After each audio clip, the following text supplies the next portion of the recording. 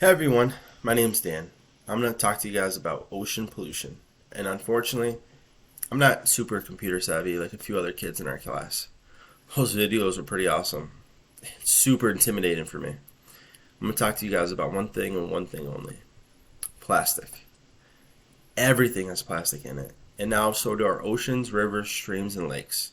In the middle of the Pacific Ocean, there's a floating island twice the size of Texas, three times the size of France, made up of completely plastic.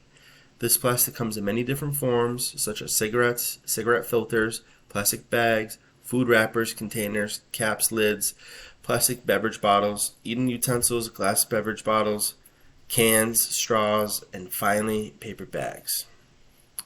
However, I know this is a tough pill to swallow for many of you out there, but size does matter. The microplastics are not only destroying our beaches, but they have made up their way into our rivers, lakes, and streams. We need to do something as a human race. Luckily, there's hope on the horizon.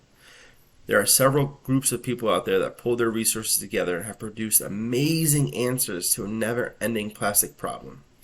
My personal favorite is the System 001, made by Byron Slatt of Ocean Cleanup, which is a huge kind of tube just floating in the middle of the thing. It's a few kilometers long, and it uses the wind and the ocean waves to collect the trash, to collect the plastic.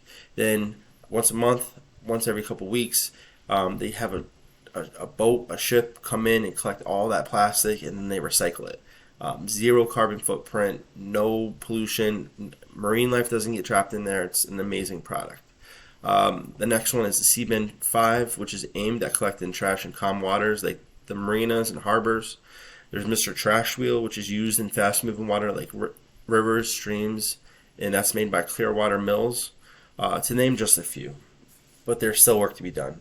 And as adults and responsible people of society, we need to do even just a bare minimum and clean up after ourselves. We have to become cleaner and healthier, to make the environment cleaner and healthier, not only for ourselves, but for the marine life that lives there.